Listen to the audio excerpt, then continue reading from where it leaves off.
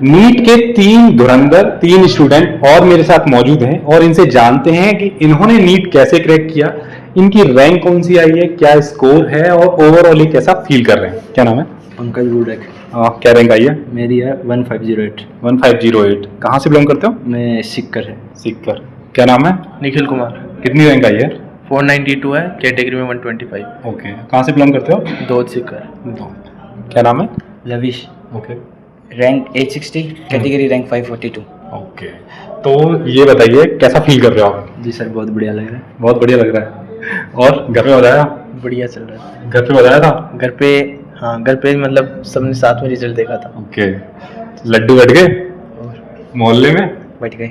चलो ठीक है। अब बताओ, मुझे विस्तार से जानना है कि स्ट्रेटेजी क्या थी एग्जाम क्रैक करने की। जी स्ट्रेटजी तो सर ये थी कि एक तो जो सारी जो क्लासेस होती हैं वो अटेंड करना, और जो भी क्लास में नोट्स बताते हैं सर, पढ़ाते हैं लिखवाते हैं, वो एकदम ध्यान से क्लास लेना, नोट्स को अच्छे से पढ़ना, और जो एक टेस्ट सीरीज होती है सारे टेस्टों को एकदम अच्छे से अटेम्प्ट करना, जो गलतियां हो रही है अपनी उन गलतियों को एनालिसिस करना हो गया, और उनके लिए उन पे काम करना। फिर तो मतलब अगर वही क्वेश्चन अगली बार आता है तो वो आपका गलत नहीं होना चाहिए। फिर ऐसे ही रहा। अच्छा, मॉक्स मॉक्स वगैरह दे दिए थे? मॉक्स बहुत दिए थे सर। अच्छा, कितने मॉक्स दिए होंगे? लगभग 120-180 हो चुके पूरे एक साल में? 2 साल। 2 साल में अराउंड। तो मॉक्स का कितना रोल रहा आपकी स्ट्रेटेजी में, आप तैयारी में ओवरऑल? बहुत ज़्यादा रोल रहा, क्योंकि मॉक्स स्टार्टिंग में तो मतलब 2 वीक्स बाद में चलते थे, फोर्टनाइटली चलते थे, तो उनसे तो अपन गलतियों का पता लगाते थे, जो मिस्टेक कॉपी होती थी वो बना के फिर उनसे जो क्वेश्चन हमारे गलत होते थे या कंसेप्ट जो वीक था वो कर लेते थे। लास्ट में जब रिवीजन वाले टाइम था तब हमारे दिन में 3-3 मॉक टेस्ट चलते थे।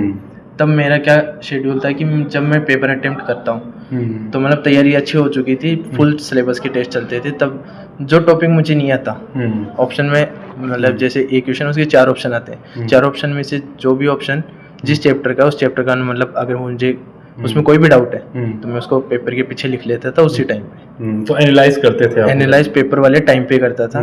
उसके बाद में जब पेपर ओवर हो जाता था मैं उसको मैच करता था आंसर की से। फिर जो स्कोर रहता था मैं उस पर ध्यान नहीं देता था, जो पीछे मेरी लिस्ट बनी रहती थी चैप्टर्स की उनको मैं धीरे धीरे काटता रहता था।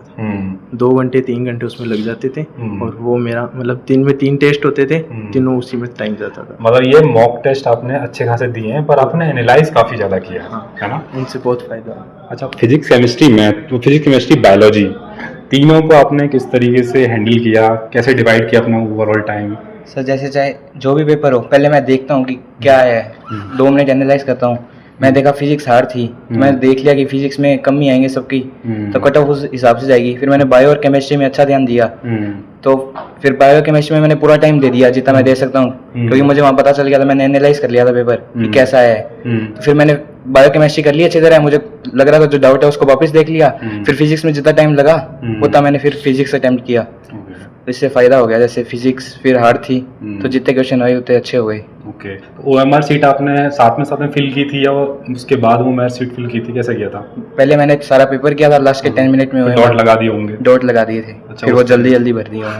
अच्छा, एग्जाम से पहले क्या स्ट्रेटेजी थी तीनों सब्जेक्ट की देखूं तो? बायोलॉजी पे ज़्यादा फोकस था क्योंकि ज़्यादा मार्क्स का पेपर था? सर एग्जाम से पहले तो जैसे 2024 पेपर था उसमें फिजिक्स आसान थी, तो मैंने सोचा था कि फिजिक्स पहले करूंगा, पर फिर देखा तो फिजिक्स हार्ड लगी, तो वो स्ट्रेटेजी चेंज कर ली थोड़ी। मैं तो सोचा था 1.5 घंटे में एक बार पेपर हो जाएगा, फिर वापस अपने चेक कर लेंगे, पर वो पेपर ही उस हिसाब का आया था, फिर टाइम नहीं मिला। तो ओवरऑल बढ़िया हो गया, वहाँ पे एनालाइज कर लिया था पेपर पहले 2 मिनट। निकल जाएगा अब तो? यस, घर पे ही बता दिया होगा? Yes sir. अच्छा, इस बार का मैं देखूं तो इस बार जो भी एग्जाम दिया है बच्चों ने, तो आपका डेली रूटीन क्या था? आपने एग्जाम क्रैक किया है? मेरा डेली रूटीन ये था कि मैं यहाँ पे प्रिंस हॉस्टल में था, तो 6 बजे सुबह 6 बजे से हमारे स्टडी रूम रहता था, तो 5 बजे वार्डन हमें जगा देते थे। डंडे डंडे रहने पर उठ जाते थे हम, और फिर नहा धो के इधर हम आ जाते थे लगभग सुबह 6 बजे। 6 बजे के बाद में हमारे 7:30 तक सेल्फ स्टडी रहती, फिर हमारा होता ब्रेकफास्ट के लिए ब्रेक होता, फिर आधे घंटे का वो ब्रेक होता था। उसके बाद में हमारी 12 बजे तक सेल्फ स्टडी रहती थी, फिर 2 घंटे का लंच ब्रेक, और उसमें जो भी दोपहर में रेस्ट वगैरह हो गया वो करके फिर हमें 2-2:30 बजे तक वापस आना होता था। फिर शाम को 7 बजे तक वापस यहाँ पे, और फिर उसके बाद में रात को 9 बजे से वापस सेल्फ स्टडी। कितने घंटे पढ़ाई करते थे? लगभग एफिशिएंट बोलूँ तो एफिशिएंट 7-8 घंटे एफिशिएंट 7 घंटे। अच्छा, कोई बच्चा अगर 12-13 घंटे पढ़ाई कर रहा है तो घंटे इंपॉर्टेंट रखते हैं या घंटे नहीं, क्वालिटी? क्वालिटी इंपॉर्टेंट है। जैसे आप एफिशिएंट कितना पढ़ पा रहे हैं, जैसे आप बुक खोल के बैठे हो तो उसका कोई मतलब नहीं है। आप एफिशिएंट स्टडी कितनी कर पा रहे हो वो मैटर करती है। अच्छा, सोशल मीडिया कट गए थे या फिर यूज कर रहे थे? अभी तक आदत ही नहीं है। आदत ही नहीं है? आज फ़ोन खरीदूंगा। जी, यहाँ हॉस्टल में आने के बाद में तो बंद ही था सर। सब बंद था? हाँ, बिल्कुल यूज ही नहीं किया कुछ भी? यहाँ पे यूज कर ही नहीं सकते। ऐसा ये वो तो छोटे वाले मोबाइल देते हैं ना, कीपैड वाले मोबाइल जो होते हैं, कार्ड बना होता है, कार्ड बना होता है, उसी से आप बात कर पाते हैं घर पे। अच्छा, इसके अलावा आप सोशल मीडिया से कटे हुए थे या फिर? हॉस्टलर था सर। हाँ, हॉस्टलर था, मोबाइल अलाउड ही नहीं था। बिल्कुल मोबाइल अलाउ नहीं था ना सर। अच्छा, ये बताओ फिजिक्स, केमिस्ट्री और बायोलॉजी में से क्या आपका स्ट्रॉन्ग था, क्या वीक था तीनों सब्जेक्ट्स में से? सर मेरा फिजिक्स स्ट्रॉन्ग था, बायो मैंने ली थी पर वीक थी मेरी। वीक थी? मुझे रटा नहीं जाता था। हाँ। समझ में मतलब समझ सकता था पर हाँ। रटा नहीं जाता था इतना। केमिस्ट्री? लास्ट तक मेरे बायो दिक्कत ही थी। फिर केमिस्ट्री में दोनों होते हैं, रटने का भी होता है, समझने का पार्ट भी होता है। तो समझने वाला तो मुझे कोई दिक्कत नहीं थी। मेरे को दिक्कत थी ऑर्गेनिक के अंदर, जिसके अंदर लगभग रिएक्शन रटनी पड़ती है, तो वो मैंने मेरी स्ट्रॉन्ग कर ली थी।